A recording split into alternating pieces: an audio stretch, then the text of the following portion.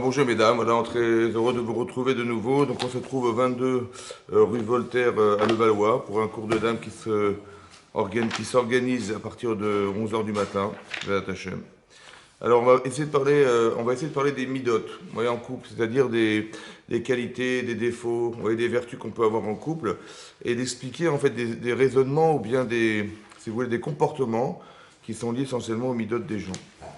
Et là, je vais vous donner quelques exemples dans la Torah. Vous allez voir qu'il y a des comportements qui sont révélateurs de défauts, de midot, en fait, de midot, de qualité, de défauts. Dans la paracha de cette semaine, vous avez vu, on va lire la paracha de Metzora. Et dans la paracha de Metzora, qui traite essentiellement des gens qui font de la médisance, hein, qui utilisent leurs paroles, malheureusement, qui désacralisent leurs paroles en disant du mal des gens, en critiquant, mais de façon négative, désobligeante, on va dire, le rapport qu'on a aux autres. Et la Torah dit qu'on appelle ça un Metzora. C'est-à-dire Metzora, hein, ouais, en hébreu. Alors, la Gemara d'expliquer, en fait, qu'il s'agit d'une contraction de Motzi Shemra. Motzi, de sortir un mauvais renom sur la personne, oui. Et donc, de négliger la personne, de l'isoler, de la mettre en quarantaine, en fait, de pas pouvoir avoir de contact quelconque avec ce genre de personnes. Et l'Agma, dans Nedarim, Daf Samer Dalet explique là-bas qu'il y a 4 personnes qu'on considère entre guillemets comme mortes, oui. Et parmi ces personnes, on retrouve le fameux Baal Lachonara, celui qui va dire de la médisance sur les autres. En fait, pourquoi il est considéré comme mort? Alors, on peut l'expliquer de façon cohérente en expliquant que vivre, c'est partager. En fait, comme si que vivre, c'était faire vivre. Oui. Et donc, la personne qui est capable de partager en disant, par la parole, ouais, c'est comme ça qu'on respecte les gens, ouais, par la parole. Ou bien on peut négliger les gens par la parole. Oui, c'est comme ça, c'est ça ce qui est écrit dans Michelet. Là-bas, Shlomo Amelech écrit que Achaim v'amavet, la vie et la mort, Tluim beyad halashon. Elles sont suspendues à la parole. Donc on voit qu'on peut faire vivre des gens en leur parlant. Faire vivre, ça veut dire les respecter, ça veut dire les honorer, leur donner du sens, ça veut dire les réconforter, les rassurer, c'est ça vivre.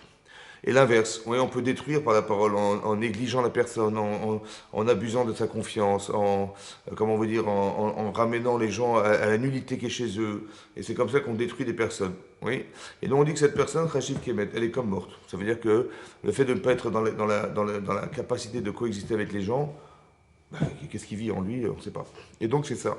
Et donc c'est ça, le rapport à ça. Maintenant, Rachid expliquait que dans la paracha de cette semaine que ce fameux Metzora, s'il fait Teshuvah, oui, on va se rendre compte que la tâche qu'il avait sur lui, qui est en fait une tâche de lèpre, on la traduira par de la lèpre, mais c'est pas de la lèpre, mais quelque part cette tâche qu'il a sur lui, au départ sur sa maison, ensuite sur ses vêtements, ensuite sur sa peau, ouais, elle se rapproche de plus en plus de lui. En fait, si elle diminue, ouais, elle doit avoir la taille pardon, environ d'une fève, et si elle diminue, alors il va rentrer dans la Tahara, c'est-à-dire dans la capacité de faire Teshuvah. En fait, la tâche est représentative de sa remise en cause. Il est capable de se remettre en question, et c'est comme ça elle va diminuer, c'est comme ça qu'on verra qu'elle diminue. Et donc le Kohen va décréter qu'il va devoir ramener des sacrifices. 2 sacrifices, 2 oiseaux, un qui va égorger et qui va tremper dans un flacon d'eau, oui, et avec du bois de et du bois d'ésope, de Erez, c'est un arbre géant, et Shnitolat, et avec de la verre de soie. Et ça, hein, ça va lui permettre d'amener sa capara, son expiation. Et Rachid expliquait que pourquoi ces éléments-là, les oiseaux, pourquoi le petit ver de terre, pourquoi l'ésope, c'est un petit arbuste, oui, et le RS, c'est un arbre géant. Rachid dit, vous savez pourquoi? Parce que celui qui est malade de dire du Lachonara, il va se soigner, dit Rachid. Il faut comprendre que la capara dans la Torah, c'est pas magique. Vous savez, vous amenez un sacrifice, et de façon miraculeuse, le type, il est expié de ses fautes. Non. Il y a quelque chose de spirituel et de psychologique dans le rapport au korban. L'oiseau, Rachid dit pourquoi? Pourquoi l'oiseau? Parce qu'un oiseau, ça piaille. Ça piaille. Ça fait des petits souffles cols. C'est-à-dire des petits sifflements. Voilà. On lui dit, tu sais à quoi tu ressembles? Un petit oiseau. Ça va? Donc le type, il se dit, mais attends, je suis pas. Tout ce qui fait la différence entre toi et un oiseau, tu sais ce que c'est? Ben, il n'y en a pas. Parce que toi, tu parles. Tu as une faculté à exprimer la pensée par la parole, de verbaliser la pensée. Mais si encore tu l'utilises bien, je peux comprendre, c'est ça qui fait la différence entre toi et les animaux. Mais si c'est pour arriver à faire des piaillements, c'est-à-dire de parler des gens et de dire du mal, etc., je ne vois pas la différence. Et donc lui, le type, il doit se sentir gêné d'être un petit oiseau. Lui, il se croyait être un géant, avec un hérès, c'est-à-dire un grand arbre, un hérès, c'est-à-dire un arbre géant, un cèdre, c'est géant. On lui explique, tu sais pourquoi tu as fait ça? Parce que la gave. Rachid expliquait, tu étais orgueilleux, tu étais gassoir, tu étais grossier dans ta façon de te comporter. Et cette grossièreté, en fait, elle est révélatrice de ta façon de parler. Donc vous voyez que la Torah, elle ne va pas répertorier ça dans le sens de ce que la personne dit. On dit, ah, ça c'est pas ce que tu dis, on ne parle pas des gens comme ça, tu comprends? En fait, on a compris que l'essence même de cette problématique, c'est l'orgueil. Vous avez compris?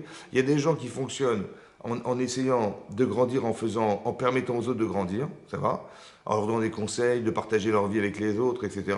Et donc leur grande dame, elle s'exprime, et donc la personne grandit, l'autre, parce qu'en voyant un exemple pareil, on a envie de leur ressembler. Il y a des gens l'inverse, vous avez compris, ils vont essayer d'écraser les gens, et en les rabaissant, ils vont se sentir grandis en les rabaissant. Mais ça, c'est l'orgueil, vous avez compris? Mais il y a deux façons d'exprimer la chose. Tu veux grandir, tu as une volonté d'exprimer comment dire, une certaine hauteur de ta personne, je comprends, c'est super. Mais attention à la façon dont tu veux l'exprimer. Vous avez compris? Comment je sais que c'est de l'orgueil? Parce que regarde, écoute les gens parler. Et comment je sais que c'est pour grandir spirituellement? Ben regarde, écoute les gens parler. Vous avez compris? Donc l'expression verbale est relative ou bien révèle en soi une qualité ou un défaut. C'est ça que Rachel est en train d'expliquer. En fait, tu es orgueilleux. Alors prends, tu sais quoi, un petit ver de terre qui va fabriquer de la soie. En fait, si tu pouvais avoir cette humilité, comme un petit ver de terre qui rampe au sol, si tu pouvais être un ésope, c'est-à-dire un petit arbuste, ouais, qui est pas plus haut que trois pommes, si tout simplement tu pouvais te rabaisser, avoir l'humilité, vous avez compris? Et ça, hein, ça va te permettre de relativiser la relation que tu as aux autres. Parce que manifestement, la personne, elle est l'orgueil qu'il faut comprendre la chose. Il faut comprendre que quand quelqu'un est orgueilleux, oui, en fait, il fait corps avec lui-même. Quelqu'un qui est un ave, quelqu'un qui a de l'humilité, ça permet de se voir. Ça va? C'est-à-dire l'humilité permet d'abord d'accepter l'idée qu'on puisse se tromper, mais d'accepter de se tromper, d'accepter de s'être trompé, c'est de se voir se tromper. Mais pour se voir, il faut être deux. Il faut celui qui agit et celui qui se voit. Vous avez compris? L'humilité permet de se voir. Par contre, l'orgueil, vous savez, il y a des gens, il faut leur parler avec des pincettes, il faut mettre des gants. Parce que si vous parlez d'eux en critiquant, ça ne va pas. Vous avez compris? C'est impossible, ils ne vous écoutent même plus. Pourquoi ils ne vous écoutent pas? Parce qu'il n'y a rien qui fait qu'on puisse se voir. Et donc, dès que vous parlez d'eux en défaut, ils ne peuvent pas se voir mal. Ils ne peuvent pas, parce que l'orgueil, c'est ce que je vous explique, l'orgueil, la vanité, en fait, ils font corps avec eux. Ils sont parti pris, on va dire comme ça. Ils font parti pris, ils sont proches d'eux-mêmes. C'est ça qui est marqué, proche de soi. Et proche de soi, ça empêche de se détacher de soi. Et donc, ils sont incapables de faire teshuva, ces gens-là. Vous voyez, il faut leur dire, écoutez, il faut être humble. Il faut leur dire, tu sais, ce que tu fais aux autres, est-ce que tu aurais aimé qu'on te le fasse? Tu aurais aimé ou pas? Ben non, alors pourquoi tu t'amuses à critiquer les gens? C'est ce qui se passe en fait. Quand Hachem, il envoie des plaies sur la personne, ça va, tu te sens bien? Tu as des plaies sur toi, tu te sens bien ou pas? Ben non. Mais les tâches que tu vois sur toi, c'est celles que tu mets sur les gens. Donc la conscience de la gravité de ce que tu fais, tu ne peux pas la comprendre si tu ne la vis pas. Puisque tu es proche de toi-même et tu ne peux pas l'entendre, au moins tu peux le voir. Vous avez compris? Voilà. On va te prendre, on va te mettre en dehors des trois camps. Comment tu te sens? Ben, je me sens seul. Et alors? Ben, je ne sais pas, j'ai l'impression d'être complètement en dehors de ce monde. Tu te sens, ça te plaît? Mais non, ça ne me plaît pas. Ça te plaît pas. Mais pourquoi tu isoles les gens en disant du mal? Tu sais pertinemment qu'en disant du mal des autres, bah, tu vas isoler les personnes. En disant du mal des autres, ouais, tu vas empêcher les gens d'aller fréquenter ce genre de personnes. Mais tu les isoles, tu les rends solitaires. Alors Badad Yeshev Khutz Lamachane. Il faut absolument que tu te retrouves seul. C'est pas une punition, c'est une conscience. On va dire que si c'est vu comme une punition, ça doit être vu comme la conscience qui nous a manqué lorsqu'on a fait de la shonara. Vous avez compris? On n'a pas eu la capacité émotionnelle à se rendre compte de ce qu'on était capable de faire. Est-ce que c'est clarinette? Flûte alors. D'accord? Vous avez compris? C'est ça. Vous avez compris? C'est ça. Donc on voyait bien que la Torah, elle préconise, c'est ça que Rachid expliquait. Si tu veux te soigner, dit Rachid, il te rapper, il va se soigner. Alors il va être capable d'amener un korban. Et en voyant les oiseaux, il va se rappeler qu'il est un petit oiseau. En voyant le bois de Ézov, il va se rendre compte qu'on devrait être un petit arbuste. Le snitolat, c'est pareil, ce sont des petits vers de terre, des petits vers avec lesquels on fait de la soie. Il va dire, mais c'est ce qui t'avait manqué, c'est ça qui va te soigner. Ce qui va te soigner psychologiquement, dit rapper, vite rapper, Rachidi. Rapper, c'est un médicament, rapper, c'est un remède. Le remède à ta problématique, c'est d'avoir conscience de ce que tu es. Alors le vécu va faire que, ça va? Soit on te propose un corban que tu vas sacrifier, qui va te rappeler ce que tu es, ou ce que tu aspirerais à être, ou ce que tu as été. Tu vas prendre un bois un cèdre. C'est énorme, un cèdre, c'était très grand. Mais tu t'es pris pour plus grand que toi, ça va? Et donc ça rappelle l'idée que voilà qu'on a eu c'est ça qui justifie en fait, c'est ça qui justifie le comportement. Vous avez compris? Les midotes. Vous avez compris? C'est ça. Donc il y a un travail à faire sur soi-même, il y a un travail à faire sur soi, un travail de conscience que les avots ont réussi à faire et dont on est les héritiers. Ouais, c'est ça.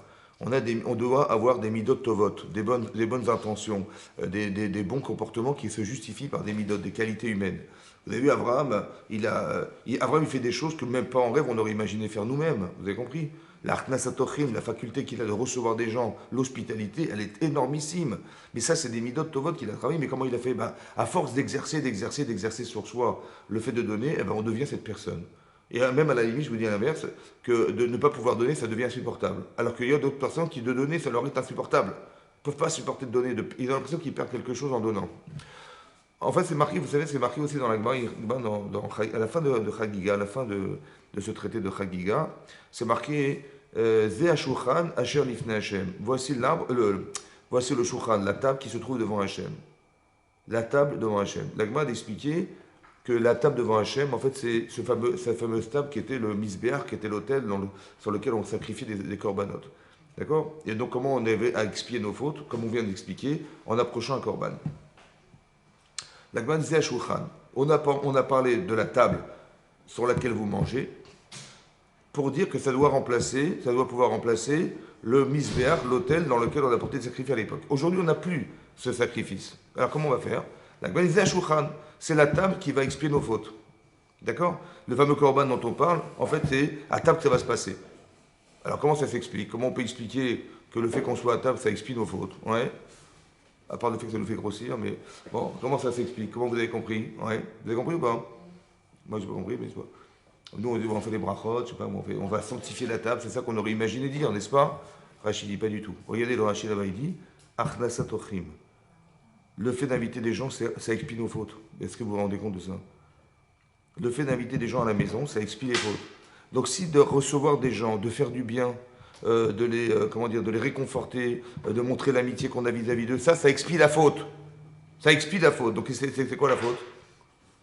Ça répare la faute. Donc quelle était la faute? Si de faire du bien, ça répare la faute. Si de recevoir des gens, c'est une capara, hein. C'est-à-dire c'est une capara, ça expie nos fautes. Vous recevez des gens à la maison, le Shabbat ou en semaine, vous expiez vos fautes. Mais en quoi ça explique quoi? Quelle est la faute? De ne pas avoir reçu les gens? Non. La faute, c'est ce qui est derrière. C'est parce que si je ne reçois pas des gens, c'est que je suis indifférente. Parce qu'il y a des gens qui ont besoin, mais bon, qui se débrouillent. Ça va? Il y a de l'inconscience derrière.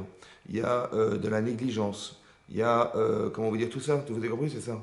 Ou alors, on peut être comment dire, radin, on ne veut pas me dépenser plus, vous avez compris? Et combien ça va me coûter? Et que je vais réfléchir combien de temps j'ai passé? Vous savez, en fait, c'est pas dans mon intérêt. C'est ça la faute. En fait, quelque part, la personne, elle est seule. Parce qu'il y a des besoins qui sont nécessaires de combler autour de soi, et je ne les comble pas. En fait, je suis seul. Et je crois que non, mais non, c'est au contraire, c'est de se suffire de ce que nous avons, c'est ça qui nous fait vivre. C'est l'inverse. C'est ça qui est Mechaper Avon. La faute, c'est la négligence. La faute, c'est l'indifférence. La faute, c'est des midotes, tout ça. Et donc, le fait de recevoir des gens à la maison, c'est Mechaper Avon. Avant, on avait le Beth Amikdash. On avait un hôtel sur lequel on approchait des corbanotes. Et le corban est révélateur de la défaillance de la personne. C'est ça qu'on a expliqué. Mais là, on n'a plus ça. Qu'est-ce qu'on fait alors? Alors, on va recevoir des gens à la maison. On va partager du temps avec son mari, avec ses enfants. On va donner de soi. C'est ça qui est Mechaper. C'est une sorte de sacrifice, vous avez compris, qu'on amène. Et c'est ça qui explique nos fautes. Comme si que la faute n'était pas répertoriée dans ce que je fais, mais dans ce que je suis. Vous avez compris? Quelqu'un qui dit la shonara, je dis, mais t'as pas honte de faire de la shonara? Mais non, tu es orgueilleux. C'est ça la faute. Vous avez compris? La faute, elle ne se retrouve pas dans l'acte lui-même. Évidemment que ce qu'il a fait, c'est la conséquence logique. Mais elle est répertoriée dans la condition dans laquelle la personne se trouve, et surtout dans les midotes. Vous avez compris? Dans les midotes. Par exemple, d'autres exemples dans la Torah. Il y a marqué dans la Torah, hein, il y a une forme de contradiction qui est importante à relever pour que vous compreniez ça. D'un côté, c'est marqué que Réhouven a fauté. Vous voyez, l'enfant de Yaakov, il a fauté. Qu'est-ce qu'il a fauté? Ben, quand il a vu que, après la mort de sa tante qui était Rachel, Yaakov Avinu a décidé, alors qu'il avait mis son lit dans la chambre de Rachel, de mettre son lit dans la chambre de la servante, qui était Bilha, de Rachel. D'accord? La servante de Rachel. Il avait pris son lit, il l'a mis dans la chambre de la servante. Et lorsque Réhouven voit ça, qu'il est né de Léa, la femme de Yaakov, il voit ça, il dit c'est un affront pour ma mère. De quel droit il a décidé, mon père, de mettre son lit dans la chambre de la servante, alors que Rachel était concurrente, entre guillemets, de sa mère, et puis eh ben, il a fait cet affront de mettre son lit dans la chambre de la servante de Rachel. Il dit, alors il a été chercher le lit de son père, il l'a mis dans la chambre de sa mère. D'accord? Ce qu'on appelle Bilbel Yitzhou et Aviv, il a déplacé la couche de son père.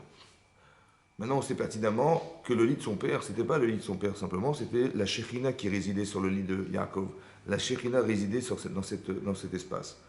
Et donc, il a fauté. C'est ce qui est marqué là-bas. Et donc, il a fauté, et dit la Torah hein, que, à la suite du fait qu'il ait entendu le rêve de Yosef, vous savez, c'est marqué Vaishma Reuven. Il a entendu Reuven, Veyatzileu miyadam. Il l'a sauvé des mains de ses frères. Ouais. Qu'est-ce qu'il a entendu, dit le Midrash? Il a entendu, il a été sauvé de ses mains. Alors qu'il avait condamné Yosef, ils avaient jugé que Yosef était coupable, et unanimement, ils ont jugé et condamné Yosef. Et Reuven faisait partie des gens qui ont condamné Yosef. Mais il change d'avis. Il décide de le sauver. Pourquoi? Parce qu'il a entendu quelque chose. Dit le Midrash, mais qu'est-ce qu'il a pu entendre? Qu'il a fait changer d'avis de façon extrême. Il a dit qu'il a entendu le rêve. Yosef, il est arrivé de 11 étoiles. Ils étaient 12 frères. Donc si vous retirez Yosef, il reste 11 étoiles. Il a dit, j'ai pensé que la faute que j'avais faite, elle me condamnait. Mais j'ai vu que dans le rêve de Yosef, on a compté 11 étoiles. Ça veut dire que mon étoile, elle brille dans le ciel. Et donc ça veut dire qu'Hachem, il m'a pardonné. Et en reconnaissance, et par reconnaissance du fait que Yosef, il est dévoilé à son frère Rouven, indirectement par le rêve, qu'il avait été expié de sa faute, alors il a dit, je vais lui sauver la vie. Ça va? Maintenant, la karatatov, la reconnaissance du bien, elle va jusque-là. De reconnaître le bien qu'on nous fait, c'est jusqu'à aller sauver quelqu'un qu'on a condamné, qu'on pensait légitimement être coupable. Et on a dit, non, c'est pas grave, je vais revenir sur cette décision parce que je lui dois reconnaissance. Et donc il va lui sauver la vie. Il va essayer de lui sauver la vie en le mettant dans un puits, en espérant que il allait le retrouver après que ses frères soient partis, il allait le chercher pour le ramener chez son père. La Hakaratatov. Bon, ok, donc a priori Hachem a expié sa faute, la faute qu'il avait faite d'avoir, si vous voulez, d'avoir déplacé l'île de son père. C'est clair, c'est comme ça que ça marche. Ouais, a priori c'est ça. Et à l'autre côté, ça c'est dans la paracha de Vayishev, par contre dans la paracha de Vayichi, à la fin du Sefer Bereshit, là-bas c'est écrit que Yaakov il voulait annoncer la fin des temps à ses enfants. Et la Shrina s'envole, et il est incapable de pouvoir leur dire la fin des temps. Et là il va dire autre chose. Il va parler de Réhouven. Il va dire comme ça.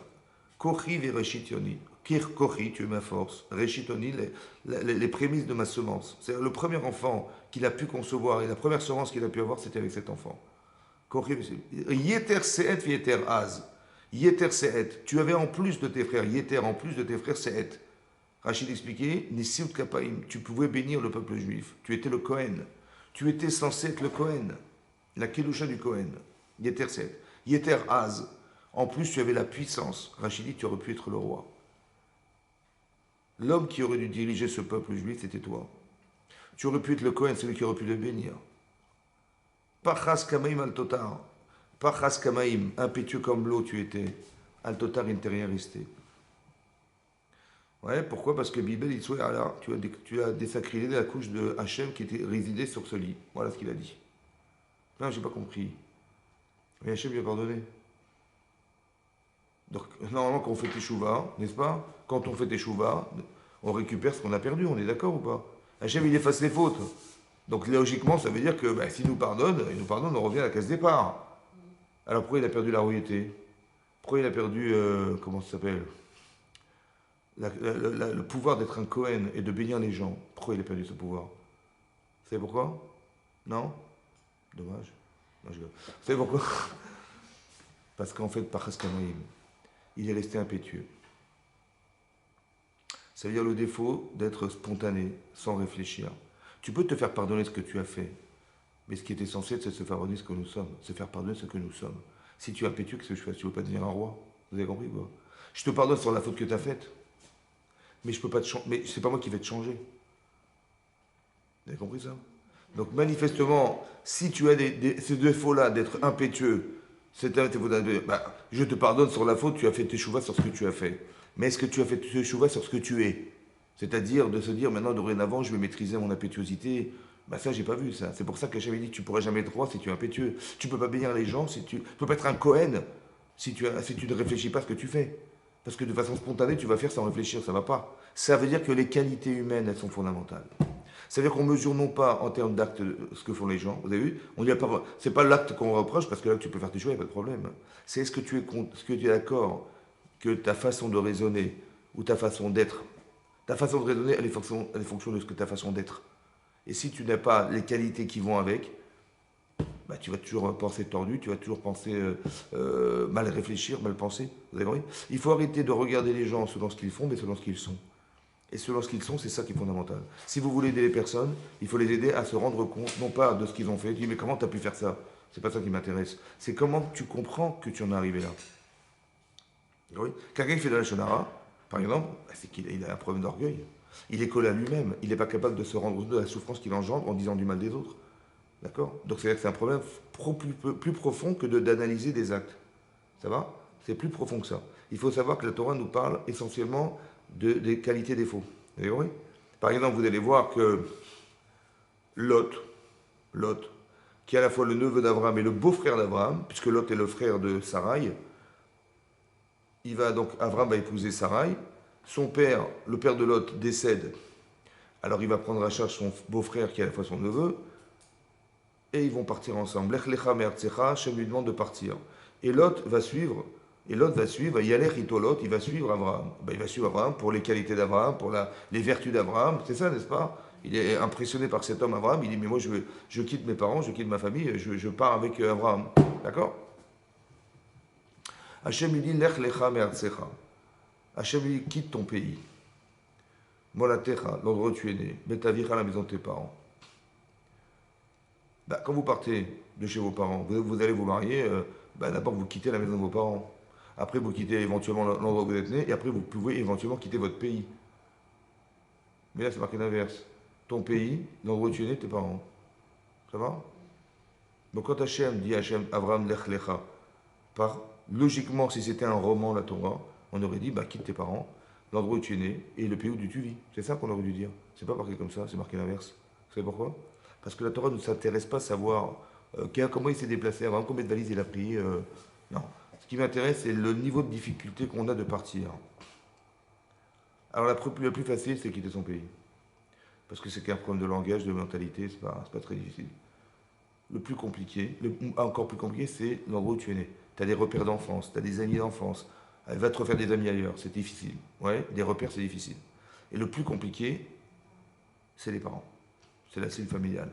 C'est ça qui est difficile. Abraham, il ne peut pas laisser son père grabataire tout seul. Vous avez compris? Et donc, on parle de la difficulté qu'Abraham de céder à tout ça. C'est difficile. Il y a du Yetzirara derrière. Il va falloir qu'il soit plus fort que ça. C'est difficile tout ça. Mais il va faire ce choix, il va accepter. Donc, Abraham, il a fait un vrai sacrifice personnel. Et l'autre, il suit sans réfléchir, il suit. Mais quand on voit ça, si Hachem il est obligé de dire à Abraham, Lech lecha, me'artzecha, molatecha, betavir, et pas nécessairement à Lot, ça veut dire que Lot, il était plus de sadique qu'Abraham. Puisqu'il a été obligé d'avertir Abraham, pas Lot. C'est bizarre, non? Et Lot, il y va sans réfléchir, il y va, il fonce. Bizarrement, les bergers d'Abraham et le berger de Lot vont se disputer. Plus tard dans la Torah, ils se disputent. Pourquoi? Parce que les bergers de Lot prétextent qu'on peut aller faire paître nos troupeaux n'importe où en Israël, il n'y a pas de problème. En Eretz Kenaan. Vous savez pourquoi? Vous savez pourquoi? Parce que Sarah est vierge, parce que Sarah elle est stérile. Elle est stérile. Et si Abraham n'a pas d'enfant, qui c'est qui va hériter d'Abraham à votre avis, alors qu'Hachem il a promis à Abraham la terre d'Israël? Hein? Alors dites-moi, c'est lui, c'est l'autre, c'est son neveu. Donc il dit la terre, elle m'appartient, allez-y, vous pouvez y aller. Comment il explique? Pour lui, mais pour lui, c'est pas du vol. Et la Torah nous dit, mais le Kenaan, Yoshev Haaretz, c'était les gens de Kenaan qui vivaient en Israël. Pour nous dire, mais il rêve. Il y a des gens, ils sont là, mais en fait, ils sont déjà là-bas. Et puisqu'ils sont déjà là-bas, alors tous, puisque c'est. Comme c'est qu'il est déjà propriétaire, monsieur. Vous avez compris ou pas? Mais évidemment, c'est logique, puisqu'Abraham n'a pas d'enfant, il n'aura pas d'enfant. S'il n'y a pas d'enfant, bah, il va mourir un jour, et puis Hachem lui a promis la terre d'Israël, donc il va avoir la terre d'Israël, et la terre me reviendra, donc allez-y. Le type, en fait, il est déjà là-bas. Vous avez compris ce qui se passe? Alors que là, il n'y a rien du tout. Hein. Bon, Abraham, il voit qu'il n'y a pas grand-chose à faire avec. Il dit, Paredna me alay, sépare-toi de moi. Il dit, tu vas où? À droite? J'irai à gauche. Tu vas où à gauche? J'irai à droite. C'est bon? J'ai pas compris. Mais depuis quand ta décision d'aller quelque part, elle dépend de la sienne. Vous avez compris, pas? Mais va où tu veux. Vous avez compris? Va où tu veux. Va où tu veux, moi j'irai où j'irai. Non, non, dis-moi où tu vas, dis-moi où tu vas. Tu vas à droite, j'irai à gauche. Mais pourquoi ta décision d'aller quelque part, elle dépend de celle de l'autre? Parce que moi, je sais pas où je vais aller, dit Abraham. Mais c'est sûr et certain que ce que je dois faire, c'est les contraires de ce qu'il va me dire. Parce qu'il est tordu, ce bonhomme. Ça va? Et où tu vas? Tu vas à droite? C'est sûr que je vais à la gauche. Vous avez compris ce que ça veut dire? Quand vous savez que les gens ils sont tordus, le émet, c'est exactement l'inverse de ce qu'ils vont vous dire. Et c'est marqué dans la Torah. Il a dit, écoute, je vais voir. Vaïssa Enav. Il a levé les yeux. La Torah nous dit, il a levé les yeux. Il a vu le Kikar Yarden. Il a vu la contrée du Jourdain, qui était verdoyante, ruisselante, merveilleuse. Ouais. Et il dit, je vais là-bas. Ok, c'est quoi cette ville? C'est Sdom. Mais Sdom, celui qui recevait des gens, qui faisait l'hospitalité, il était condamné à mort. Vous avez vu ou pas? Maintenant, expliquez-moi ça. Comment c'est possible que quelqu'un, il ait pu suivre Abraham aveuglément pour le chesed d'Abraham, les qualités d'Abraham, les valeurs de respect des autres, et d'être capable de faire un choix inversé, mais carrément à l'inverse de ce qu'il a toujours appris? Mais comment c'est possible de faire l'inverse? Il va là-bas, on ne peut pas recevoir des gens. Et celui qui reçoit, il meurt, on le tue. Et il y va tout seul. Encore, il était une armée, il allait partir, il va influencer les gens. Mais il y va tout seul. Il dit, ouais, je vais être un juge, je vais les arranger. Je dis, comment il était tout seul? Comment c'est possible? Vous avez compris ou pas? Tu sais pourquoi? Parce qu'il a vu. Il a vu que c'était beau. Il a vu que c'était... En fait, ça a révélé un défaut chez lui. Je dis, mais comment tu peux suivre Abraham et à la fois l'inverse? Parce que c'est marqué dans la Torah, Vayeler Ito Lot. Il est allé avec lui, Lot. Il est allé avec lui. Vous savez pourquoi il ne peut pas y aller, Abraham? À Sodome, vous savez pourquoi? Parce que j'ai fait un sacrifice. J'ai quitté mes parents. Ça a été très très très difficile. L'endroit où je suis né, mais c'était très compliqué. Et mon pays, mais c'était très compliqué. J'ai fait un sacrifice personnel. Maintenant, tu me dis, mais on va aller là-bas, tu verras, c'est merveilleux, il y a le Jourdain. J'ai compris, mais c'est Sodome. Je dis, oui alors. Mais attends, j'ai quand même pas quitté mes parents pour aller à Sodome. Celui qui a fait le sacrifice d'avoir fait un choix compliqué, ouais, ça lui permet d'avoir un repère pour dire, non, ça va pas. Mais celui qui n'a pas fait ce choix, il va dire, bah, pourquoi pas? Ça n'a pas été difficile pour Lot de quitter ses parents, parce qu'il avait Abraham Avinu. Ça n'a pas été difficile pour Lot de quitter son pays, parce qu'il a suivi Abraham Avinu. Vous avez compris? Comme si il était aveuglé par le personnage d'Abraham, et ça l'a empêché d'être lucide sur la capacité qu'il avait de faire un choix. Il n'a fait aucun choix, il a suivi Abraham. Vayeler Hitolot. Mais Abraham, il a fait un choix difficile. Maintenant qu'il a un repère, parce qu'il a sacrifié quelque chose de sa vie, alors maintenant je peux dire que, de façon cohérente, je ne vais quand même pas aller à Sodome, l'inverse de ce que j'ai construit dans ma vie. J'ai quitté ça pour ça, non, ça ne va pas. Vous avez compris pas? Mais il n'y a que lui qui peut faire ce rapport d'intérêt ou de désintérêt, parce qu'il a sacrifié quelque chose. Vous avez compris? Ce sont des midot tovot, ça. C'est ça, des qualités humaines. Mais l'autre qui n'a pas la qualité humaine, lui il cherche que son intérêt personnel. Par intérêt, il va se coller à Abraham. Par intérêt, il va quitter Abraham pour aller à Sodome. Alors que c'est incohérent puisque tu as fait un choix qui est inversé. Mais ça, vous avez compris, il n'y a pas de contradiction chez lui. Pour nous qui voyons ça, on dit, mais il est contredit par lui-même, c'est pas possible. Mais lui, il n'y a pas de contradiction. Je cherche le tronc commun, ce qui définit sa réalité, c'est l'intérêt qu'il a de soutirer toujours quelque chose vers soi. Aujourd'hui, c'est Abraham, mais demain, ça sera Sodome, ça sera la richesse, ça sera le côté verdoyant, etc.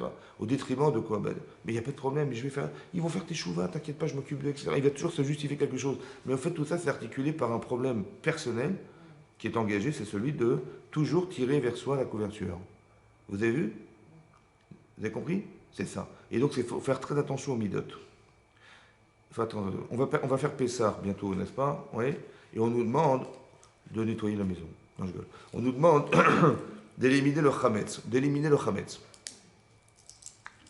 Bon, ce qui est bizarre, c'est que si quelqu'un, toute l'année, on mange du chametz, donc on mange du pain, vous faites des chalot le Shabbat, vous faites des très bons gâteaux, hein, le Shabbat, au dessert, on sert des bons gâteaux. Mais ces gâteaux à Pessah, ils sont très, très gravement condamnés. Celui qui mange du chametz à Pessah, chayav karet. C'est aussi grave que de transgresser Kippour. Voilà. Manger des gâteaux à Pessah, c'est aussi grave, et des millefeuilles, c'est aussi grave que de transgresser Kippour. Vous avez compris ou pas? Ah, vous avez compris, hein, c'est très grave. Hein. Ah, vous avez compris, hein? Non? Comment? Moi, j'ai rien compris. Je sais pas comment quelque chose qui peut être permis toute l'année devient interdit ce jour-là. Comment quelque chose qui est délecté, on va se délecter de manger des gâteaux, ouais, c'est une mitzvah, hein. Ça devient une très très grande avéra. Vous avez compris? Qu'on n'a rien compris? Peut-être. Maintenant, c'est ça le problème. Comment on comprend cette chose-là? Ouais. À part ça, il y a des interdits qui sont dans Pessah qu'on trouve nulle part ailleurs. C'est marqué Lo yera elecha chametz, que ne soit pas vu, pas que tu ne vois pas, que ne soit pas vu du chametz chez toi. C'est-à-dire qu'il ne faut pas qu'il y ait du chametz visible, du pain, des gâteaux, n'importe quoi, qui soit visible.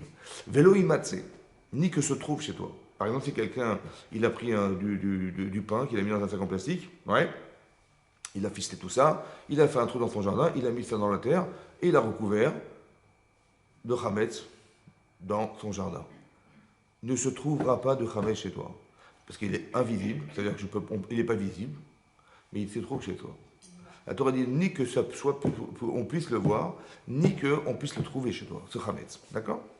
À part ça, hein, ça c'est une chose qu'on n'a pas. À part ça, il est sur banane. Ça veut dire qu'on ne peut même pas le vendre. Si vous êtes tapé ça, vous êtes trouvé du chametz, c'est pas grave, j'ai la voisine, on va lui vendre le whisky. C'est pas grave, on va récupérer de l'argent. Assour de profiter du chametz. Donc il y a Issorana, Issur de profiter du chametz. J'ai même pas le droit de dire tiens, j'ai un petit chien dans sa niche, on va lui mettre le chametz qu'on a gardé à Pessah, on va lui donner Assour. Tu n'as pas le droit de profiter du chametz parce que ce chametz là normalement il est fait pour être brûlé. Tu dis mais c'est pas grave, au moins on va pas le, mais ce que tu vas donner au chien, c'est ce que tu aurais dû donner en cachère, on va dire. Et là tu donnes quelque chose qui n'est pas cachère. Tu profites du chametz. On n'a pas le droit de profiter du chametz, c'est bon? Et donc c'est pour ça qu'on voit qu'il y a Issourana d'en profiter. Il y a une interdiction d'en posséder. Est-ce que quelqu'un qui a du cochon à la maison, il fait un Issour ou pas? Il a acheté du cochon, il l'a mis dans son congélateur. Il a fait une avéra ou pas? Ben dites non. Très bien, non. La avéra, c'est de manger. Ah oui, mais d'en posséder, c'est pas ça. D'accord? Est-ce que si quelqu'un, il fait vous êtes acheté des gants avec de la peau de porc, c'est interdit ou pas? Hein? Comment? De la peau de porc. Pas le porc USB, hein, le porc. Non, un type, vous avez des gants, ils sont fabriqués avec de la peau de porc. Ouais. C'est permis. On a le droit ou on n'a pas le droit? On n'a pas le droit, on a le droit? On n'a pas le droit? Non? On a le droit. D'accord? C'est permis. On a le droit. C'est-à-dire que le porc est interdit de consommer, mais pas d'en profiter. On n'a pas le droit de commercialiser aussi. Mais c'est la source midrabalan, mais pas Minatora. Par contre, le chametz, non. Donc c'est encore plus grave que ça. Vous avez compris? Qu'est-ce qu'il y a de spécial dans le chametz pour que ça soit aussi grave? Que je peux pas en posséder, ni que ça soit vu, ni que ça se trouve chez toi, que je ne peux pas le consommer, et que si je mange ça, waouh, habibi abouli, ben, c'est très grave, on ne comprend pas. Et à part ça, que je ne peux pas en profiter non plus, c'est bizarre, c'est étonnant quand même. Qu'est-ce qu'il y a dans le chametz de spécial? À part ça, on sait que la veille de Pessah, on doit rechercher le chametz qui se trouve chez soi. C'est-à-dire, on a tout nettoyé, on a tout poussé, on a tout vérifié, on ne sait jamais. Alors, à la lumière de la bougie, on va aller chercher. On va chercher quelque chose qui n'est pas probable de trouver, puisqu'on a fait un nettoyage de malade mental, hein, avec le microscope. Donc, comment c'est possible qu'on ait encore des doutes? Surtout qu'on est au mois d'avril. Et donc qu'est-ce qui va se passer? On doit chercher le chametz, les oraner. On est obligé même qu'il n'est pas à la maison? On est obligé, si vous n'êtes pas à la maison, il faut le faire sans bracha. Sans bracha, mais vous êtes obligé de le faire. D'accord? Dans les 30 jours, si vous êtes parti avant 30 jours avant votre voyage, il n'y a pas besoin de faire une bdika chametz. Mais si vous êtes dans les 30 jours, vous êtes obligé de le faire la veille de votre départ. Mais sans bracha. Ça va? Maintenant, qu'est-ce que pour les oraner? Il faut vérifier à la lumière de la bougie. Kiner mitzvah, vetora or. La Torah, c'est la lumière. Mais qu'est-ce qu'il y a dans cette lumière? C'est ça qu'il faut voir. Alors, peut-être l'idée, c'est comme ça. L'Agma Yengba dans Brachot Dafyut Zain. L'Agma dit là-bas, au nom de Rav Alexandrie. Le Rav, il a dit la chose suivante. Retsonenu la asot et à mitzvot. Le retson de notre volonté, c'est de faire ta volonté. Seulement, qu'est-ce qu'on peut y faire, dit la Gemara? Parce que le pat shebaïssa, pat, le pain qui se trouve dans le pétrin, ouais, qui nous met dans le pétrin grave, ouais, cette pâte-là, ouais, elle nous empêche de faire cette mitzvot ou de faire ta volonté. Et Rachid expliquait que la pâte qui se trouve dans le pétrin, c'est l'Yitzhara, le mauvais penchant de l'homme, d'accord? C'est lui qui nous empêche de faire ta volonté. Sans lui, on aurait fait la volonté d'Hachem. Mais on a Yitzhara qui va argumenter, trouver des astuces, des moyens, utiliser ce que nous sommes en bien et en mal. Même en bien, il va nous utiliser. Ce qui est bien chez soi, il va l'utiliser contre soi. Ça va? Par exemple, vous êtes honnête ou pas? Ben oui, mais par honnêteté, je ne veux plus te parler. Vous avez compris? Ou bien, la Torah est tellement belle, ouais, que honnêtement, vous savez, j'ai peur de la salir. Alors je ne veux pas faire la Torah. Vous avez compris? Il sera de fou. C'est-à-dire que le type, par honnêteté, il ne va pas faire. Ou par principe de côté merveilleux de la Torah, il ne va surtout pas salir la Torah. Il ne va pas vouloir faire les misotes. Mais comme la manipulation, alors je ne parle du rachat, je m'amène la personne qui est sadique, hein, vraiment, elle a des valeurs, etc., on l'utilise contre soi. Mais c'est lui qui nous empêche. Pas de Shebaïsa. D'accord? Maintenant, des fois, c'est visible. Et des fois, c'est pas visible. Ça veut dire, Lo yira'e lecha chametz. Il faut que tu saches qu'il ne faut pas qu'on puisse voir chez toi du chametz, dans ta façon d'être. Ouais, des fois, ça se voit clairement. La personne, elle est vulgaire, c'est ça tout de suite, quoi. Soit des fois, c'est très très subtil.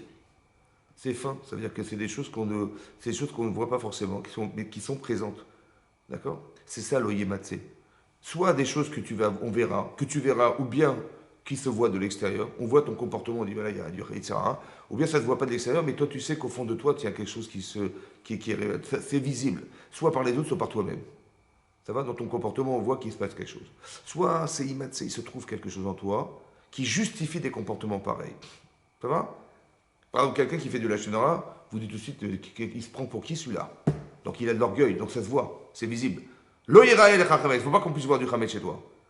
D'accord? Ce qui articule ça, c'est la ga'ava. Tu t'es pris pour qui pour parler des gens de cette manière, etc. etc. Donc c'est visible. Des fois, c'est pas visible. C'est de sa faune, c'est enfoui dans la personne. Il y a des comportements positifs, en fait, dans lesquels il va manquer quelque chose. Par exemple, Avraham Avinu, il va faire un grand festin le jour où il a sevré son enfant. Il a fait un kiddush Hashem énorme. Il a invité les grands de ce monde, Avimelech, le roi d'Égypte, le roi de Syrie, des grandes personnes réputées dans le monde, pour aller diffuser l'information à laquelle, bah regardez, cet enfant, il a 2 ans, j'en ai 102, et ma femme 92 ans. Alors, Dieu existe ou pas? Mesdames, ça va ou pas? Évidemment, regardez.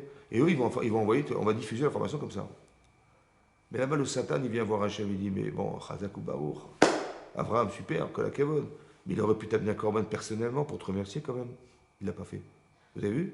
Safoun, c'est-à-dire que c'est caché dans Abraham quelque chose qui est inconscient chez lui, qu'il aurait dû amener à remercier Hachem. Il dit, mais je l'ai remercié autrement, j'ai fait un grand kiddush Hachem.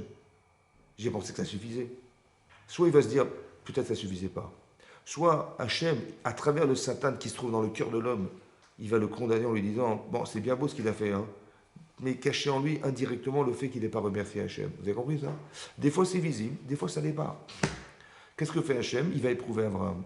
Ça veut dire quoi? Ça veut dire quoi? Ça veut dire qu'Hachem, il a estimé que c'est vrai qu'il a fait un défaut qu'il doit corriger. Mais lui, il ne sait pas forcément Abraham. Donc ce que va vivre Abraham est un problème pour lui ou une solution pour lui? Chazal. Mais non, la Torah, c'est un livre d'enseignement, je vous rassure. C'est pas un livre d'histoire, pour dire, vous voyez ce qu'a fait Abraham, vous voyez ce qu'il a fait super. Non, c'est pour dire que c'est un livre d'enseignement, pour nous expliquer que tout ce que nous vivons est une solution. Tout ce que vous vivez, tout ce qui vous arrive, vient solutionner quelque chose. Alors que vous pourriez croire que c'est un problème. Oui? En fait, ce que vous allez vivre passe par une difficulté. Mais la difficulté, c'est le décalage qui existe entre ce que je suis et de ce que je dois vivre. Et cette difficulté, je la surmonte, je me corrige, je me soigne. Des fois c'est visible, des fois ça n'est pas. Mais je soigne quoi? Je soigne la question du Yetzer. Le Yetzer, il vient voir Hachem. Il dit, mais regardez, Abraham, il n'a pas de sacrifice. Celui qui nous condamne, c'est celui qui sait à l'intérieur de soi-même ce que j'ai manqué d'être. Alors il va le dire à Hachem. Et Hachem dit, t'as raison, allez hop, on y va. Et on va éprouver la personne, non pas pour chasver shalom, la condamner ou quoi que ce soit, hein, ce qu'on nous a toujours expliqué quand on était au catéchisme, vous vous rappelez ou pas? Mais en fait, c'est pas ça, c'est nous expliquer que ça va être la solution à un problème interne. C'est la réparation, c'est le remède, c'est ce qui nous soigne en fait. Vous avez compris ça? Mais on n'est pas malade, hein. Mais on est malade d'être mal dans sa peau. On est malade de ne pas être cohérent avec soi-même. On est malade de. C'est ça qu'Hachem corrige. Et ça, hein, ça se retrouve en couple. Ça veut dire que toutes les critiques qu'on peut avoir sur son mari, ou toutes les critiques qu'un mari a vis-à-vis de sa femme, oui, en fait, c'est la question du Satan. Alors qu'est-ce que je fais? C'est ça ou pas? Tu dis, mais vraiment, il n'y a pas des corbanes, mon mari, oui, on va voir le rave, il dit, mais attendez, mon mari, c'est une catastrophe, et je vous fais l'énoncé de tous les problèmes qu'il a. Je dis, ouais, bah t'as raison, alors qu'est-ce qu'on fait? Bah, on va divorcer. Et l'autre, là, pareil, son mari, mais vous rigolez, bah, ma femme, c'est la pire des femmes. Ouais, voilà, on va tout énoncer. Qu'est-ce que vous lui dites à cet homme ou à cette femme? Qu'est-ce que vous lui dites? Moi, ce que je leur dis en général, c'est que, hein, Ils voient les négatifs. moi, ce que je leur dis, c'est que, kol hakavod, vous avez exactement vu ce que vous devez faire. Pas ce que vous devez éviter, mais de ce que vous pouvez corriger chez l'autre. Tu aimes tes enfants ou pas? Bah, s'ils ont des problèmes scolaires, tu dis pas, ah, c'est quoi ces enfants-là, on les prend, on les jette à la poubelle. Ah, direct. Ah, bah, direct. Attends, ils nous font la honte. Attends, on arrive au conseil de. On arrive à la réunion de parents d'élèves, à votre fils, votre fille, mais c'est qu'il y a regardé les notes qu'il y a là, machin, comme ça, j'ai mis les boules. J'ai pris mon fils, je l'ai mis dans la poubelle, direct. Bah, évidemment. Évidemment. Je dis, non, non, bah, on a compris, bon, on va essayer de faire des cours particuliers. On trouve des solutions ou pas? Mais en couple, on n'arrive pas à en trouver, c'est marrant quand même.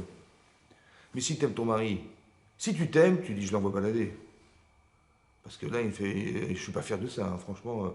Alors si tu t'aimes toi, évidemment, tu vas l'envoyer. Mais si tu l'aimes, si tu aimes tes enfants, si tu aimes ton mari comme tu aimes tes enfants, tu vas trouver des solutions. Eh bien, essaie d'aimer ton mari comme tu aimes tes enfants. Il ne faut pas qu'on se marie par intérêt. Il faut qu'on se marie pour l'autre aussi. Ça veut dire qu'on va essayer d'aider la personne à se sortir d'une problématique. Et bizarrement, ce qui fait défaut, en général, c'est ce que je ne supporte pas, c'est ce que je suis en fait dans l'excellence. Voilà, dans l'excellence. Et l'autre, il est complètement l'inverse, tu vois. C'est ça qui m'énerve. Comment il peut être comme moi, j'ai pu faire l'erreur d'épouser un type comme ça, ou la femme comme ça. Mais si tu es dans l'excellence dans ça, alors aide-le à devenir excellent. Si tu es dans l'excellence, aide-la à devenir excellente. Ouais. Si ce qui fait défaut vous pose problème, alors débarrassez-vous de ce qui vous sépare pour vous retrouver. Moi, je sais ce que l'enfant il est capable de faire, mais manifestement, il n'est pas capable. Alors, je vais lui donner un cours qui va lui permettre de retrouver un niveau qu'il n'a pas. Oui ou non? Mais si tu es capable de le comprendre avec tes enfants, alors pourquoi ça serait différent avec ta femme ou ton mari? C'est pareil. Donne-lui des cours particuliers. C'est-à-dire, parle avec lui, fais-toi comprendre. Essaie de lui permettre de s'acclimater à ce que tu es. Essaie de faire en sorte que, s'il n'a pas les bonnes midotes qui vont, eh ben, essaie de faire un travail pour qu'il arrive à comprendre. Parce que la souffrance qu'il a, ou la souffrance qu'elle a, la souffrance, c'est la carence qui va amener à une déception personnelle. Alors, soit ça peut être légitime, soit ça peut être de l'orgueil chez soi, soit parce qu'on est pointu sur des détails de fou furieux, soit etc., etc., vous avez compris? Ou bien on est susceptible, ou bien on est. Mais ce sont que des midotes. C'est ça. Donc il faut avoir conscience de ça. Oui. La souffrance est un révélateur. La personne qu'on met en dehors du camp quand il a fait du lachonara, il est tout seul comme ça. Je dis, comment tu te sens? Bah, boule, je suis tout seul. Je dis, mais si tu es seul, tu en souffres ou pas? Je dis, oui. Mais tu t'es rendu compte que quand tu as dit du mal des gens, tu les as rendus solitaires. Parce que qui c'est qui va aller les voir maintenant? Personne n'ira les voir. Parce que quand tu as parlé du mal, tu as mis une tache sur eux. Et les gens, quand ils voient les personnes, ils voient la tache. Ils disent, oh là là, c'est pas fréquentable. Donc tu l'isoles. Mais si tu avais souffert toi de l'isolation, d'être seul, est-ce que tu aurais engagé des gens dans la solitude? Non. C'est parce que tu n'as pas souffert d'être seul que tu t'es permis de rendre seul. Mais si tu avais souffert d'être seul, tu n'aurais jamais osé rendre seul. Alors on va te rendre seul. Et cette souffrance, elle va te permettre d'être un repère pour éviter que les gens soient seuls. Un cousin de ma femme, il m'a raconté une fois, il est parti faire des études à Pau. Bon, un bled quoi. Et il s'est retrouvé vendredi soir à faire qui douche. Il était dans son petit studio, il a pris son verre de vin, il a rempli, il a commencé à faire kidouche. Il a commencé à pleurer. Il était tout seul. Qu'est-ce que je fous là, quoi? Il a dit, depuis ce jour-là, j'ai décidé de jamais être seul. Et tous les Shabbatot, il y a toujours des gens chez lui. Vous avez compris ou pas? Ça veut dire que la souffrance qu'il a vécue, lui a permis d'avoir la conscience que jamais plus ça se passera comme ça. C'est une souffrance duquel on tirait des leçons. Voilà. Vous avez compris? Ça veut dire qu'on arrive à atteindre un niveau de conscience qu'on n'a jamais eu. Et ça, ça se vérifie à la lumière de la Torah. C'est quand la Torah dit, il faut vérifier le Hametz, oui, il faut aller vérifier ce qui gonfle. Je ne parle pas de ton mari, je parle de ce qui gonfle. Ce qui gonfle, ça veut dire le Hametz qui est en soi et qui nous fait, et qui va nous laisser le temps de croire. Pourquoi je vous dis ça? Parce que la Torah dit, vous prenez de la farine, mettez de l'eau, mettez de la levure, ouais, un peu de sel, un peu d'huile, un peu de sucre, ouais, et vous faites une boulette. Bon. Et quand vous la posez par terre, non je gueule, quand vous la posez sur la table, elle va gonfler toute seule. Qui c'est qui la gonfle? Il y a quelqu'un sous la table qui avec une pompe comme ça, ah, c'est ça qui se passe. Ou bien que ça gonfle tout seul. Le Yitzhara, il te dit, tu vois, Chazé Shalom, il n'y a pas de bon Dieu derrière. Ça tourne tout seul. Les fruits poussent tout seuls. Les herbes, elles poussent toutes seules. Tu vois quelque chose ou pas? Non? Alors tu vois bien. Yitzhara, la pâte qui gonfle, c'est nous faire croire d'être kofer Bachem. C'est-à-dire de renier que Hachem existe. Ça, c'est une chose. Deuxièmement, vous avez la pâte, elle fait 1,3 kg. Et l'autre, elle déborde de la bassine. Si vous demandez à votre enfant, regarde mon chéri, cette pâte, elle pèse 1,3 kg. T'as vu la taille? T'as vu le volume ou pas? Il dit oui. Mais celle-là, hein, combien tu crois qu'elle pèse? Elle déborde de la bassine. Il me dit, bah, papa, si celle-là, elle fait 1,3 kg, bah, vu le volume, celle-là, elle fait 10 kg. Bah oui, parce que vu le volume, en apparence, elle fait 10 kg. Je lui dis, non, elle fait 1,3 kg. T'en prends pas pour un idiot, elle est toute petite, elle est grosse comme ça. Il dit, non, là, elle est pleine d'air. Il n'y a rien dedans. La deuxième chose du Yetzirah, c'est de nous faire croire. Tu dis, mais je suis pas bête quand même, mais j'ai bien vu que c'était comme ça. Non, c'est ce que tu penses, c'est ce que tu as interprété qu'il y est. Mais si tu savais, tu aurais su que c'est pas ça. Vous avez compris? La Torah, c'est un remède. Faites gaffe, ne te fais pas avoir. Parce que ce qu'on voudrait te faire croire en apparence n'a rien à voir avec le contenu. Et si tu savais qu'il y avait de l'air, tu n'aurais jamais imaginé que c'était vrai. Ça va? Si tu avais su que tu avais un problème dans ces minutes-là, tu n'aurais jamais décidé ça. Si tu avais la notion d'être seul, tu n'aurais jamais fait de la shonara. Si tu avais la notion d'être un orgueilleux, tu n'aurais jamais pu faire de la shonara. Si tu avais un peu l'humilité de te dire, mais est-ce que ce que je fais est bien ou pas bien, tu n'aurais jamais fait cette avéra. Vous avez compris? Ça veut dire qu'en couple, bien sûr qu'on a tous des défauts. Mais Hachem, il a fait un truc de dingue. Il a fait que tu vas te marier, tu vas avoir des enfants. D'accord? C'est une mitzvah. Mais alors, comment tu vas te débrouiller avec ton mari? Comment tu vas te débrouiller avec tes enfants? Est-ce que tu vas agir avec tes enfants comme tu étais quand tu étais adolescente, célibataire, tu faisais ce que tu veux, un peu tout n'importe quoi, tu fais ou pas? Bah non, surtout pas, parce que mes enfants, ils vont voir ça, ils vont devenir des gens pas respectueux. Non, non, non, non, non, non. Je veux pas des gens pas respectables, je veux des gens cohérents, logiques et tout. Mais pour que tu y sois ce que tu vas leur montrer, il faut que tu sois la personne. Est-ce que ça, c'est pas un filtre extraordinaire de devenir une sadéquette? Bah oui, parce que si tu es comme tu étais avant, tes enfants, catastrophe, d'accord? Donc il faut que tu changes pour qu'ils puissent voir une maman cohérente, ils puissent voir un papa cohérent, un vrai père, pas un père qui est fantôme, fantomas, on ne le voit jamais, il est jamais là. Non, je veux un vrai papa, je veux avoir un papa. Pourquoi je veux avoir un vrai papa? Vous savez pourquoi? Parce qu'un jour, il va falloir que je dise Avinu Malkenu. Hein. Il faut dire Hachem, c'est ton père. Mais si mon père il est catastrophique, comment voudriez-vous qu'un enfant il puisse dire Hachem, c'est ton père? C'est Shalom, c'est pas son père. Si c'est Hachem, c'est ça, non, je veux pas. Donc je suis obligé d'être un père cohérent. Bah oui, je suis obligé. Pour que quoi? Pour qu'un jour mon enfant puisse dire, mais c'est ça Hachem. Mais bien sûr, a fortiori Hachem, c'est mon père. S'il est mon père, comme il est bon, comme il est bien, comme il est avenant, comme il est bienveillant, et Hachem, alors Hachem, évidemment, quand Sheken. Mais je peux pas faire un raisonnement a fortiori si mon père c'est une poubelle. Et si ma mère c'est pareil, vous avez compris ou pas? Faut faire attention. Donc si bah, t'es obligé d'être bien, faut faire comme ça, t'es obligé. Et c'est fini, faut bien te comporter, faut toujours être souriant, faut toujours, ouais, faut... Mais tu vois que la façon comportementale que tu vas avoir, elle va te changer ta vie. Mais si c'est vrai que t'as ton mari qui te regarde, bah, tu vas pas faire l'idiote. Ta femme, elle te regarde, elle attend de toi, donc tu es obligé de t'adapter. Et on veut s'acclimater, mais c'est ça le travail. Mais le mariage, c'est extraordinaire. C'est-à-dire que on nous met dans un bar, et toute la saleté, elle monte. Elle dit, mais c'est dégueulasse. Mais comment je vais rester dans ce bain pourri? Et attendez, mon mari, toute la saleté qui dégage. J'ai compris, mais alors, si tu peux prendre un filtre et tu te débarrasses de ça, ouais. Ouais, quand tu vois ton mari comme ça, à quoi tu penses? Monsieur propre. Monsieur propre, il faut qu'il devienne monsieur propre. Et donc, mais si tu arrives à rendre monsieur propre, c'est superbe. C'est ça ton mari. Mais c'est toi qui vas décider.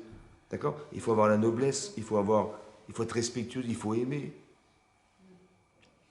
Si tu aimes ton mari, sincèrement, pas que tu t'aimes à travers lui, mais que tu l'aimes vraiment, bah tu vas avoir tu vas avoir le respect. Tu veux pas perdre cette relation, donc tu vas faire attention comment tu lui parles.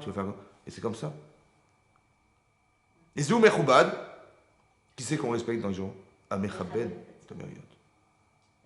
Si les gens vous respectent, vous les respecterez. Comme si qu'on voulait dire, tu sais qui c'est qu'on dénigre? C'est que ça ne respecte pas. Oui. Donc si tu ne respectes pas ton mari, ne crois pas qu'il va te respecter. Tu lui mets une claque en pleine figure, il dit, mais oui, bien sûr, tu avais raison, évidemment. Évidemment. Qu'est-ce que je suis bête? Hein? Tu dis, tu cries, ouais. J'ai compris, mais la forme, ça va pas, mais si tu as raison à 100%. Hein. Si quelqu'un il vient, il vous crie comme ça, il vous met de jeu dehors sous prétexte de vérité, il dit, écoute, ta vérité, tu te la gardes. La forme est fondamentale, tu m'as pas respecté. La forme n'est pas là. Donc quand on aime, on fait attention, comment je vais lui dire? Tu vois, ça me pose problème, c'est vrai. Ou comment je vais lui dire à elle? Comment je vais faire pour ne pas casser la relation qu'on a ensemble? Vous avez compris? C'est très important ça. La forme, les midotes fondamentales. Il faut qu'on arrive à comprendre ça. Et c'est ça, Hametz, de savoir que le Yetzirah, il est là pour ça. Vous avez vu que tout ce qui est fondamental, le Yetzirah, il se mêle. Et donc s'il y a du Yetzirah dans le couple, c'est que c'est très très fondamental. C'est fondamental. C'est pour ça qu'il se mêle. Dans le reste, il ne se mêle pas. Mais ça, il va se mêler en particulier. Ça va? Il va venir lui-même. Là-bas, il peut envoyer des gens, il peut envoyer des trucs. Mais là, c'est lui-même qui vient. Le Birvodo, Batsmo, il vient, il vous embête. Alors il faut, à la lumière de la Torah, il faut vérifier tout ça. D'accord? Et savoir qu'on étudie juste pour comprendre ces principes et faire que on puisse éliminer tout ce qui nous fait défaut, ou bien de se dire, non, ça je rentre pas là-dedans, ça oui je fais, ça je fais pas, ça je parle pas comme ça, oui je parle comme ça. Vous avez compris? Voilà. Parce que la relation, elle se passe par c'est comme ça. Soit vous êtes visible, soit vous parlez, vous communiquez. Si vous dites rien, des fois c'est pire. Parce que lui, il n'a pas de repère, ouais. Et alors que vous dites, bah attends, je vais quand même, pour Shalom Baït, je ne vais quand même pas lui dire, il va se froisser, ouais. Alors je vais souffrir toute seule. Toute ma vie, comme ça. Non, il faut dire, c'est pas grave. Il va savoir, il va avoir des repères, et des fois il parle comme ça qu'il parle à un homme. Ouais, je dis, attends, je suis pas un homme. Ça va, c'est comme ça. Là. Et donc il faut lui apprendre, c'est comme ça, il faut lui dire, non, mais on parle pas comme ça aux femmes. Ou alors vous allez dire ce que et lui il va se dire, attends, mais si j'aime ma femme, je vais éviter de la faire souffrir. Et donc il va faire un travail sur lui-même qui est contre nature, mais qui va lui permettre d'être heureuse. Alors je m'engage, je le fais. Mais pour elle, vous avez compris ce que je veux dire? Ou pour lui, je m'engage. C'est contre nature ce que je vais faire. Mais c'est comme ça qu'on change. Et à force, avec les années, on voit que ça change. Vous avez compris? Et c'est comme ça qu'on devient des gens respectueux, on voit qu'on a des qualités humaines, on a des vertus. Combien il a répété 2 fois de Achnas Atochim, Avram Avinu, pour être quelqu'un qui, dans la souffrance et dans la douleur, il va faire encore le réflexe et l'envie, le désir de pouvoir recevoir des gens. Il en faut un paquet de volonté derrière quand même. Mais ça, c'est nourri par des actes. La répétition, le désir, tout ça, ça s'accompagne et ça fait de nous des gens différents. Chazak ou Baruch, mesdames. Je vous souhaite plaisir Keshav et Sameach et qu'on se voit dans les joies. Amen, ve Amen.